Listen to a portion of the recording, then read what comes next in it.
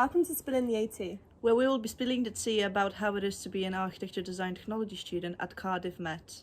Nailed it. In this video, we'll be talking about things we think you should know before starting out an ADT course. And now into the video.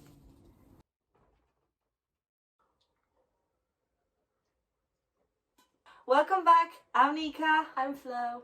We had to change the scenery because the builders next door were quite loud. So these are our 4 key points. As with any other university application, if you want to get onto an ADT course, you have to apply for UCAS. The process of setting up a UCAS account is pretty simple. You just fill out all the different sections, including a personal statement, until your application is ready to send off fully. We believe there are roughly 35 architectural technology courses in the UK.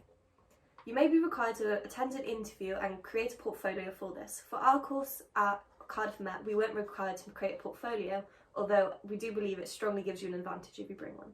35 architectural technologist course in the UK. Thing is to remember that everyone is in the same position. They wouldn't expect you necessarily to have work experience or experience in the course before applying. So as long as you can show or demonstrate that you have the skills to pass the course, that's all they're looking for. And that you're passionate about it. I think that's the biggest thing about, yeah. So if you're passionate about it, show them. Yeah, definitely. They will take you. There's also an option to go through clearing. This is when there's a certain day where you can call up and you can ask what places are available in different courses at different universities. The process is pretty simple but could be stressful, so I wouldn't necessarily rely on this if you have the option to apply beforehand. Because it's possible not to get in through clearing. But also, there's no shame through going through clearing. Some people end up being the best on the course if they do. It's just maybe they didn't know that they wanted to do that before they applied. So if you have any questions regarding the things we just spoken about, the personal statement, portfolio, interview or clearing, please leave it in the section below. We will try to address those questions and maybe make another video out of it. A lot of universities have their own halls that they recommend going to. I'd recommend visiting the places that you're going to go stay at if you can, if possible, and definitely look around. Yeah. In the age of technology, it's easy to look people up just by their name on Facebook or other social media. One tip we would say is don't prejudge anyone you meet just from their social media account. Wait until you meet them and actually get to know someone, because they might surprise you. Back at it. Everyone's experience at horse is different. Mine was great, but hers wasn't. So it just depends if you're lucky or not, really. Another tip would be if you are really uncomfortable within the first week of where you are, like who you're living with, and you're like 100% confident that you're not going to get along with them in the year, I would suggest maybe talking to the receptionist and asking whether you'd be able to swap rooms. It's worth finding out at least. So freshers? Obviously freshers has to be done. You may have the expectation that you're going to go out every night, and a lot of people can do this, but I don't think... how do you say this?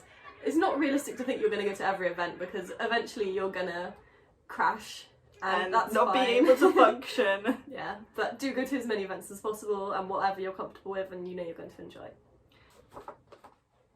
And then I'll say, when you get given an assignment or task, it's important that you write it down somewhere so you know exactly when that deadline is and what it involves. Maybe this is either keep downloading the brief onto a memory stick or writing it down on a post-it note, in a diary or in a calendar, even a physical calendar or on your phone. Find your own study style. Some people prefer working at uni in the studios, or some people prefer working at home. I'm the person who prefers working at uni because I can always chat with tutors or people around me who have the same passion and do the same course, and I can always ask them questions if I doubt myself in any way. Whereas I prefer working at home in my own space. I find it easier, less distracting, and I find it easier just to work on something for a long period of time, go like walk away, have a break at home, make myself a cup of tea and then come back to it. One thing I would say is that if you work at home, it's important to create your own workspace. This space should be clean, and so there's something called setting it back to neutral. So every time you have a different task, you take everything away so it's set back to neutral so you're not distracted by anything that's there already. This is somewhere where you can go only to do your work. This way you associate sitting down at this space with doing work, and therefore it's more motivating to do it. It's important to establish a routine. That's one of the things I took away from work experience, which we'll be talking about in a different video. I would have to wake up early in the morning, go to work and come back, and I would just have that chill time. When work placement finished, I just decided to add 2 more hours to my sleep, just to use up the time I have left at uni. That really helps because you have the experience of getting ready and leaving and just doing your day the same way every day, and that gives you 8 hours during the day to do uni work. And I think that's really important because you actually get the uni work done during that time, and that really shows at the end of the year. So even if you just do 10 minutes a day, this is better than doing nothing. So you will have days that you can set aside for doing 4 days of uni work, or say half a day of uni work. But even if it's just 5 minutes a day, it's so much easier to then start because you have that 5 minutes of work behind you. Yeah, it's just getting yourself to start, I think, is one of the big tasks that some students find hard to do. Yeah. Types of assignments we did over the past 2 years were details, reports and main design projects, which we'll go into in the 2 separate videos reflecting back on our first and second year at uni. So in terms of workload, I would say that the first year is similar to the first year of A-level. A second year is definitely more intense. Yes, and it's important for you to remember that it's only our reflection. Different people would have different opinion about the workload. So tutors, that's my favourite bit. It connects a lot with utilising the resources. Tutors are always there to help you. Our tutors have their open door policy. It's not literally open, but you can knock and they will open the door for you and you can come in and chat with them if you have any questions. I use this a lot, especially when I was back at uni before the whole lockdown. I would literally just go to their office and knock and be like, "Hi, could you help me please?" And they always really help, like they always help you a lot. They won't tell you the answers, they will just put you on the right path into finding out the answer, the correct answer, which I think is a really good way to learn as well, because we can't cover everything in lectures. That's why questions are so important. So going back to what Nika was saying about utilising the resources, in other words, use the library, use the tutors like she said. Most universities will have some sort of support network for students, whether it be for mental health, other reasons, health reasons, financial worries.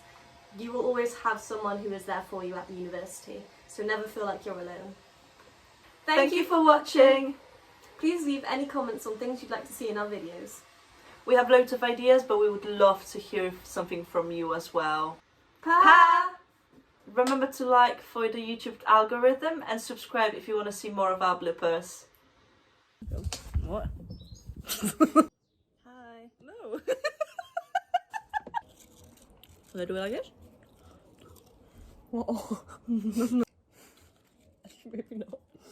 Oh. Ow! Oh. Oh. We're doing 10.